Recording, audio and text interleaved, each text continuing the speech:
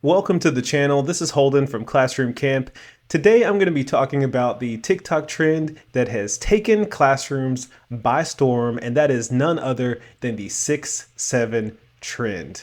If you are an upper elementary, middle school, or even high school teacher, you undoubtedly know exactly what I'm talking about. It seems like you can't go one day in the classroom without students shouting out 6-7 or something to that effect. And the article that I'm pulling from is on The Independent.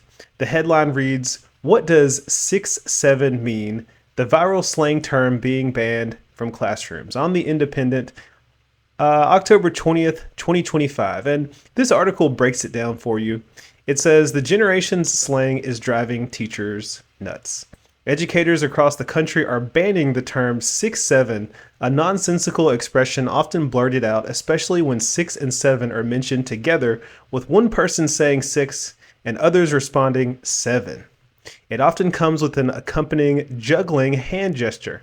The term comes from rapper Skrilla's song Doot Doot 6-7, referencing a 6-7 basketball player which gained popularity through viral videos and memes featuring NBA player LaMelo Ball, according to Merriam-Webster. However, teachers say that the phrase has become a distraction that disrupts classrooms. Some educators are imposing consequences, from point deductions to essays, for students who use the term. Now, look, I can vouch for this. I actually, once I heard, students using this, and I was confused. What is so special about 6-7? I Googled it for myself, and yeah, it's a whole TikTok thing. I believe that, originated from a video made by this rapper, and he says 6-7, and I don't know. I guess from there, students have taken that, and pretty much any time you count in the classroom, if you say 1, 2, 3, 4, 5, 6, 7, a student is going to chime in and say 6-7, or one person will say 6, and the other person will say 7. It's like this whole coordinated thing because, it's become so popular, and it can be a distraction at times because it disrupts the entire flow of the class, and it could be just in the middle of anything, it seems like. It has become huge to the point that I even saw on my Facebook feed, there was a teacher I know who bought a shirt that says 6-7. It's come to that point where teachers are trying to get in on it now, I guess. And it's it's not working for a lot of teachers because here we have teachers that are frustrated over this whole issue and are assigning consequences. Someone said, I've been teaching for 20 years and I've dealt with all sorts of slang. Nothing has driven me crazier than this one. Adria Laplander, a 6th grade language arts teacher in Michigan, told Today.com. Laplander is so over it that she made a TikTok video explaining her form of punishment for any student who utters the word or performs the hand gesture. "We are not saying the words 6-7 anymore. If you do, you have to write a 67-word essay about what the word 6-7 means." Laplander said, "If you do it again, another 67-word essay. After 5 times, if you're still saying 6-7 in the classroom, your essay is going to bop up to 670 words." Laplander said that having students write essays is a mild consequence meant to restore order in class, though some still shout 6-7 outside her door to provoke reactions. She says slang can help connect with students, but not when it disrupts learning. Other educators have taken to the social media platform to share tips on how to limit classroom 6-7 outbursts. That's ridiculous in my point. I mean, that's ridiculous in my opinion. When it gets to this point where you're having to do things to limit 6-7 outbursts in class, it's like, from my standpoint, if it becomes a problem for me, there are going to be consequences. If you disrupt the learning environment, there will be consequences where I come from. And, I'm not going to make you write a 67-word essay, but there will be some form of consequence. Fortunately, I have been able to manage it in my classroom by just ignoring it altogether. Because I hear 6, 7 outbursts, particularly from one student. Not everyone is in on this. Not everyone really cares or thinks that it's all that funny. But I do have one student that, uh, you know, I just ignore him for the most part, and it seems to be working for me. It hasn't gotten out of hand to the point where I'm having to come up with these strategies to like limit 6, 7 outbursts, such as what is pointed out in this article. Someone says, "Do not count out loud in class." I was taking attendance and I said 1, 2, 3, 4, 5, 6, 7. Levi Hawks said in a video, adding that his class then erupted into 6, 7.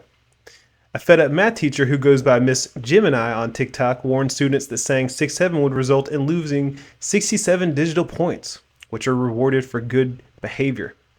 "My goal with this is that you build some self-control," she told her class in the video. "It's getting a little ridiculous." New Jersey fourth grade teacher Monica Chauflet says the slang 6, 7 has become so common in her class that students shouted out whenever they heard a 6 or a 7. Yeah. I mean, same old stuff.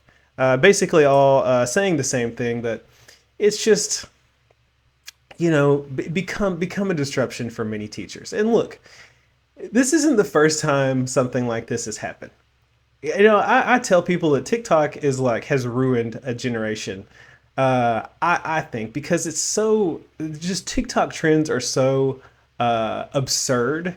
There are lots of trends out there that have been dangerous. Okay, there was the one last year where students were taking paper clips or some type of metal object and putting it into sticking it into their Chromebooks and frying Chromebooks.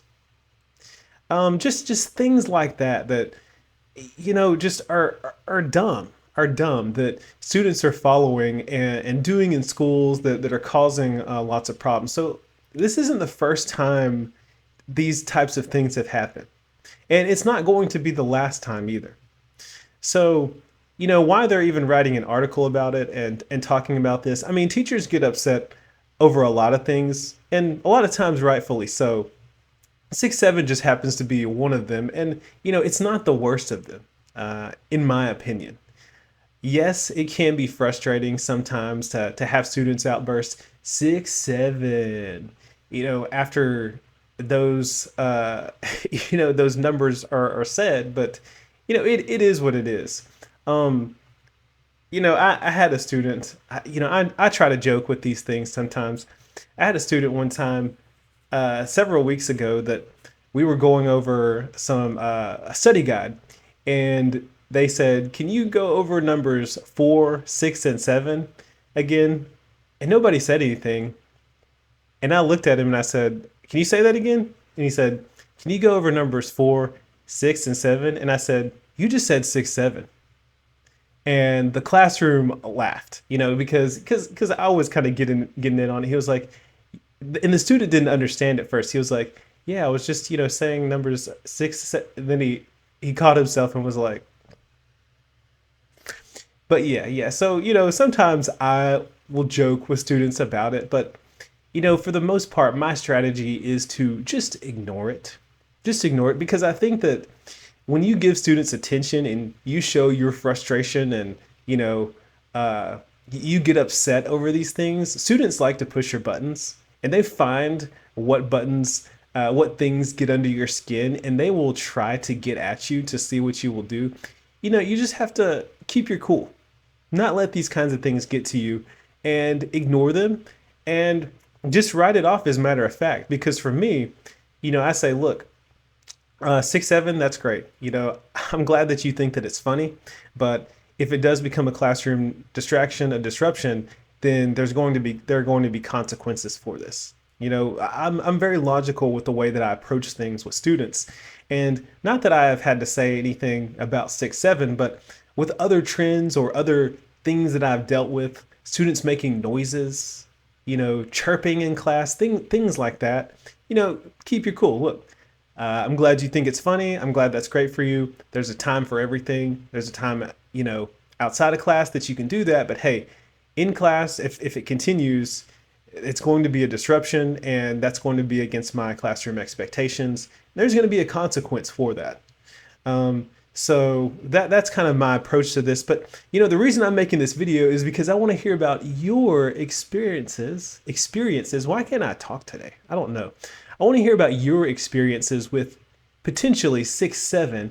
And what do you think about this trend? How are you handling it in your classrooms? How is it coming up in your classrooms? Or have you just not heard of it at all? And for those who are not teachers and maybe have seen these kinds of things in the past when you were growing up, when you were in school, and you saw these kinds of trends or things students did to just absolutely drive teachers crazy. What were they? Let me know down in the comments section. Thank you for watching this video. And if you have it in your heart, make sure to hit the like button, subscribe, share this video. And once again, don't forget to leave your comments. Thank you for watching, and I will see you in the next one.